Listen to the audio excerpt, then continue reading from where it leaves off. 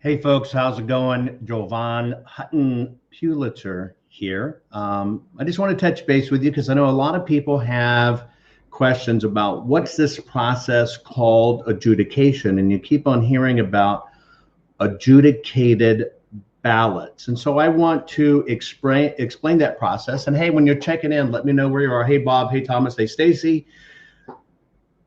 Thomas, Carmen, right? Am I saying that? Carmen, how's it going? Rosie, Timothy. Look, here we go. All the Patriots start rolling in. I'll try to get them all, but just let me know where you're from, and I'll say, hey there, Jennifer. How are you doing, dear? So let's explain adjudication, okay? And as I put on the screen when you saw in the beginning there, adjudication basically means it's been reviewed, it's been judged. It's been judged, okay? And you're hearing a lot about adjudicated ballots. And what does adjudicated ballots mean? And it's basically a process where you can actually look at the ballot and then basically somebody gets to decide, hey, Sweeten, how's it going? Somebody gets to decide what it was supposed to mean, which is kind of hard, right? Which is kind of hard. So before I explain the adjudication process, I want to show you a video that will help you understand. Now, so real quick, before we get to it, it's like this. So the machine says something's wrong with this ballot. And it requires in that process somebody to go, okay, let me look at it, and it comes to them, and it is their job to judge of what did you mean. Therefore, they become your adjudicator. That's the key. Now, let me show you a video that will help you understand, can you trust this adjudication process? You may decide you can, you may decide you can't. Everybody hopes to have good adjudicators, but you can have bad adjudicators. But let's look at some of the people involved in this process handling your vote. This particular video comes out of Fulton, Georgia. So you're looking at here's the very people that run the election and get to decide these things and run these desktops. But what you're seeing in this video is ballots scanned right back into the machine over and over and over and over and over. And I don't know what to tell you folks, but I don't agree with this. Why should any of us agree with this at all? Why should it even be okay that this can happen? And why would people even be afraid on camera, and then they get worried and notified and turn their back on the camera and cover their faces and try to hide things? So I just ask you a very simple question. Is adjudication valid in some of these places? Now, I'm not saying every single place has an issue, but here's the bottom line. And so I'm going to let you do your own fact finding, your own research yourself, okay? And I just want to,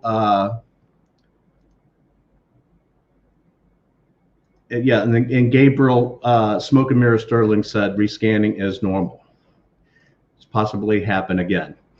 And so,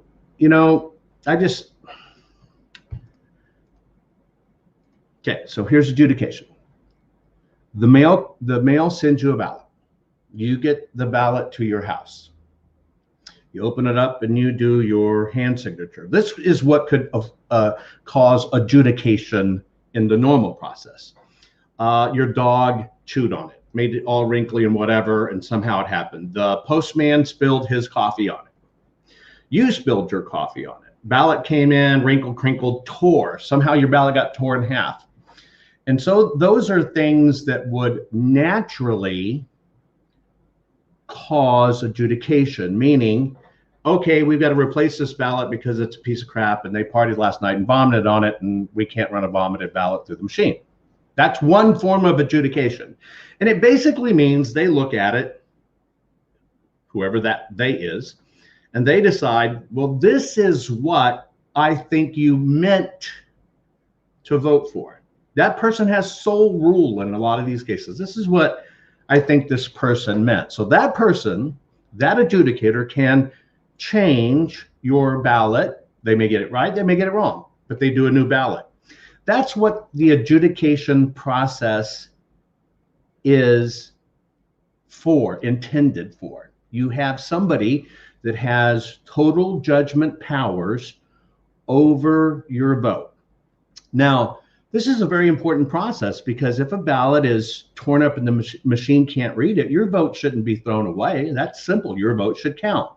And so they have given the higher authority, the higher power, the judge's seat to a person, and that person looks at it and decides what you intended. It's normally reserved also for things if you didn't read the instructions to completely fill out the circle and you did a little check mark on it, right? Or if you're as cross-eyed as my Aunt Christine was, you thought you were hitting the oval, but you hit in between two ovals and they can't really tell. And so that's where they have to decide, what do you mean? There's also a few other interesting things that can go on in adjudication. Let me share my screen with you.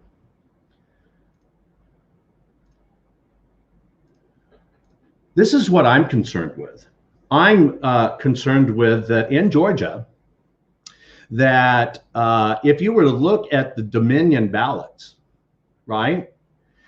Dominion ballots talk about these ballots have to be done a certain way for the machine to work right. And that's why they have all these checks and things in them. Here's where it's supposed to be the barcode, this, and this. So then why would large swaths of Georgia ballots be allowed to be 1,300 times out of required alignment? I just don't get this, folks. But also what bugs me is if you look at it by areas, if you look at how the ballots were printed, if you look on a Democratic area, it's within the tolerance. You can see it there on the left. And then on the right, in the Republican area, now here's what defines a Democrat area. This is on the left, the area that almost 69% always votes Democrat, no matter what. And then on the right comes from an area that almost 69% vote Republican, no matter what. Why is there a difference in this ballot? They're allowed to be 1 micron out of alignment. 1 micron. Now you can see on the left, it's still well within alignment. It's fine. But look at the one on the right. That's the Republican ballot.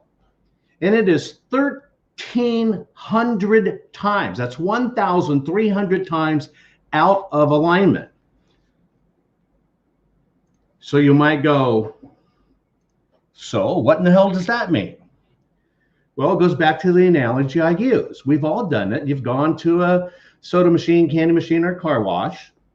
You're starving. You want something. You need a sugar fix. You need to get your hit of caffeine before you kind of drop off the planet, right?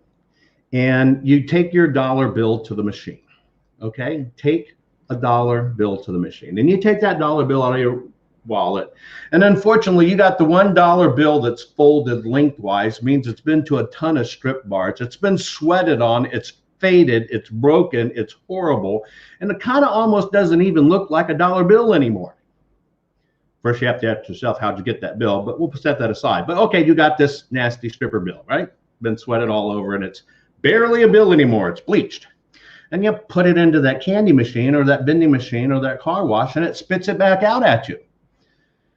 That is the machine asking for adjudication. That is the machine asking for, hey, fix this, right? That's what the machine is saying. Hey, fix this, okay?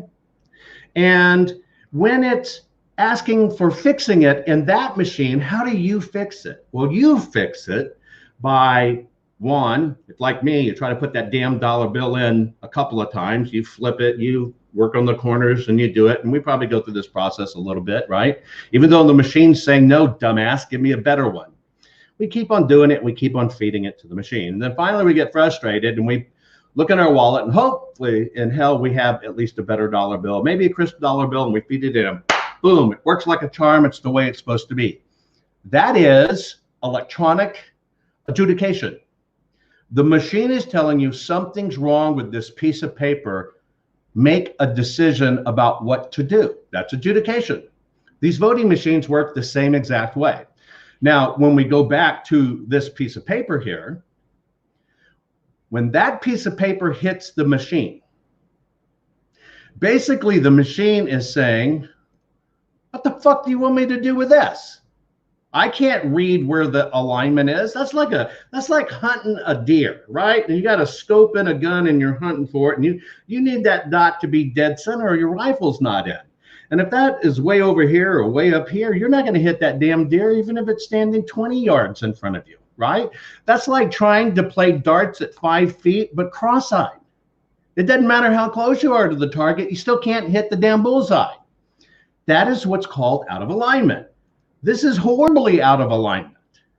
And so what that does is it forces the machine to tell the person somewhere on it, hey, something's wrong. Hey, something's wrong. Now, in this process, the ballot goes into machine and it kicks up on another machine it talks to over here, which has a connection over here to look at it for somebody to adjudicate it and correct it, which means it is not asking you, the individual voter, to fix it.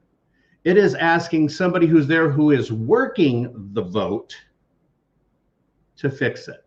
And you are technically at the sole mercy of them, their outlook on life, their ethics, right? Their ethics, their truths, what they feel should happen. That's it. That's what you're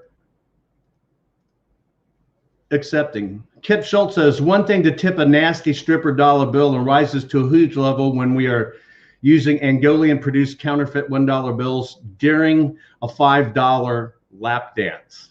You're right. Right now, here, Kip, I'll tell you, you might be able to pass off a $100 counterfeit bill to that stripper to get that extra special lap dance. But when she goes to spend it and gets in trouble, your face can't be shown there anymore. So a fellow on Twitter did the most fantastic analogy, and I asked, you'll see his Twitter handle, and I asked you to go follow him because this fellow absolutely has wisdom in being able to explain these things, and it's absolutely brilliant. Let me share my screen here, and this is just what really makes it, gives me hope in people, right? In people, that they basically get this and understand it. Let me show you his, he did it in a tweet and I made a meme for him or whatever. Let me show you this because it is the most brilliant analogy of what this is about and what we're going through. His name is Fred Carlo, Fred H. Carlo. You see his Twitter handle down there, right? Fred H. Carlo.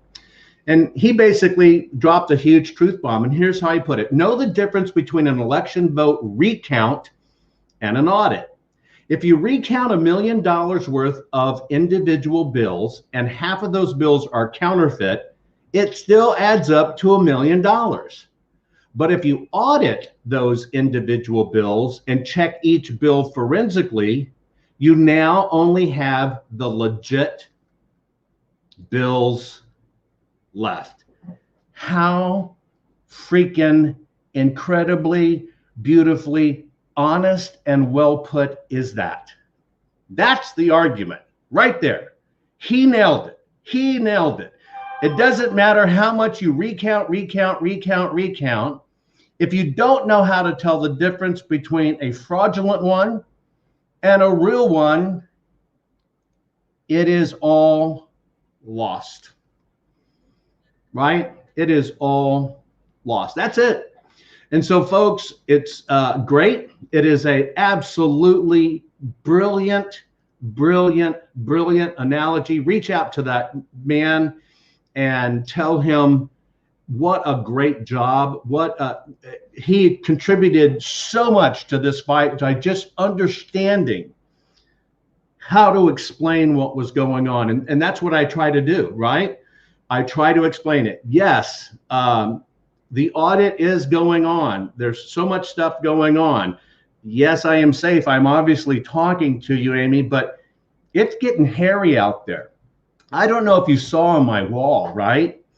But the Associated Press reached out to me because I released that little video that said, on our patriotic team, these patriots on the ground that are fighting for this in Georgia and the people that live there, one of them got outed for working on this to expose it and was subject to a drive-by shooting through her daughter's window. So I did a very simple little 15, 20-second video, and I put it out there, right? Now, Antifa started calling me out by saying, that's stock footage, that's stock footage, this is fake news. So the Associated Press reached out to me. Look at it, it's on my wall, you can find it. And the Associated Press took the time to quote unquote audit me. And they said, Jovan Hutton Pulitzer, we've been made aware of this tweet and we find that this footage comes from stock footage and may not be real. And we want to know, do you have a police report? Tell us who the person is and tell us where they live. So if you read my stuff, I wrote back, right? And I said, thanks, Associated Press, for pointing this out. And I'm paraphrasing, you read it exactly. And I said, oh, by the way, I understand exactly how this works because your chairman, your most cherished and revered chairman, and I served 3 years together on the same board. Right? And so what happened is I said, number one, of course that was stock footage. Said, let me tell you why. Because I would have had to known in advance of the crime to be able to get there and get original footage. Therefore, no, it wasn't original footage. I said, secondly, if I'd have known in advance, I wouldn't have been there to film the fucking thing. I'd have called the police to prevent it. And I said, so if you're going to tag my post as fake news, let me tell you what, this is 100% how news works. Every news station in the country actually uses that piece of stock footage. And I said, by the way, the Associated Press does the same damn thing. Are you now going to tag every piece of news and press legitly that uses stock footage that that's fake news? I said, give me a break. Would you actually just film it instead of notifying the police a crime is about to occur if you knew it in advance? And then I said, oh, by the way, now that I have told you exactly what that footage is, I have said that is stock footage. I have said the process, if you actually report it or tag it as fake, you're generating fake news because you absolutely know it's not. Then I said about telling them about the person whose house got shut up. I said, you can contact my attorney. Here's the information, which they wouldn't do. Here's the information. You can talk to him about it. But are you prepared to put the additional security on them when you disclose who the person is, where they live, and you have all these people going nuts over it? You want to out them? Tell me about your security plan for them. The added security that will have to happen. Then a reporter or a judge in Georgia, I think it was a judge contacted me. Said, this is fake news. We didn't hear it. And Channel 11 in Georgia will always report on shootings, and there was no report. I said, let me get this straight. Let's just kind of fact check here. Your news station would have reported on it and would have said the following. Breaking news, breaking news. We have 5 shots fired through one of the people investigating the election fraud in Georgia who has testified that it is fraudulent. They just took 5 shots through their house in a drive-by shooting. I said, of course the media wouldn't report that. That's why the story's buried. That's why you're calling it fake news. So don't tell me the news would all run out there and try to say, oh yeah, oh yeah, oh yeah, oh yeah. So that's it, folks. I want to let you know how a few of these things work. That's how the bullshit fact checking works. And I do apologize for my vulgarity. I'm not trying to be vulgar. I'm just pissed. I'm pissed, right? And I want you to know what's going on. I want you to understand what's going on. Yes, I hear about Dominion machines are down in 3 Republican areas. It's actually more than that. I will also tell you, we're getting reports as it goes down right now, is that, and you're right, Stephanie, shit makes me want to scream. People are walking in to these precincts right now as we speak and being told, you've already voted. And they say, no, I haven't. And they say, well, we have it here. And so they get handed a provisional ballot and they get to do it over here. And that's not going to be reconciled till later. Why is that? Why is that okay? Why is that okay? Why does the news and these guys just not talking about it? You're right. It is absolutely bullshit, right? It is unfucking real, as Linda said. And I know I am not the only one pissed. And yes, this where to go? Hang on, I'm trying to keep up with everybody. It's happening again, right? We should go back to paper. I tell everybody, remember one thing. Remember one thing. This country and the fact that it worked so phenomenally that everybody in the world wants to come break into our country worked because we had laws that we followed, and you know what happened? We put them on paper. It's called the Declaration of Independence, and that is what rules this. And in my book, that means paper rules. That means go back to the paper if you have any questions. Same with the Constitution, Bill of Rights, Declaration of Independence. Go back to the document. Last night I did an interview, and at the beginning of the interview was an incredible speech by John Voight. Some of you know him as Angela Jolie's father. He's an incredible patriot, loves this country, and lives out in the middle of Hollywood. But you might know him also from the movie National Treasure with Nicolas Cage. And I thought how ironic, before I come on, it's John Voight and then me, how ironic, here is the man in National Treasure that even with all that vast treasure being found in National Treasure, there was still one thing that was more valuable than all that crap, that was the most important thing to protect. And that was the original Declaration of Independence. That piece of paper far exceeded all of the gold wealth found in that movie. You're right, Mr. Gates, that's it. And that alone shows you paper means things. Where that document memorializes historically what our nation is to be and intended, so does that ballot. It went from a lowly tree to a roll of paper and got chosen by divine hook or crook, doesn't matter, and became a ballot. That made it something special, a sacred instrument. But when you put your mark on it, it became a historic document. Something that should be preserved for history. Said it before, if we were to find 1 million ballots from Teddy Kennedy or JFK vote, it would be, museums would be battling for them, but yet these officials are telling you, nope, you can't look at the ballots. No, no, no, no, no, not yours. That's absolutely false. The best thing you can do to fight this fight, share this. If I had 2,675 people, let's say half of those are trolls. I don't know. The trolls watch me too. I should have 1,675 or more, or 1,330 shares.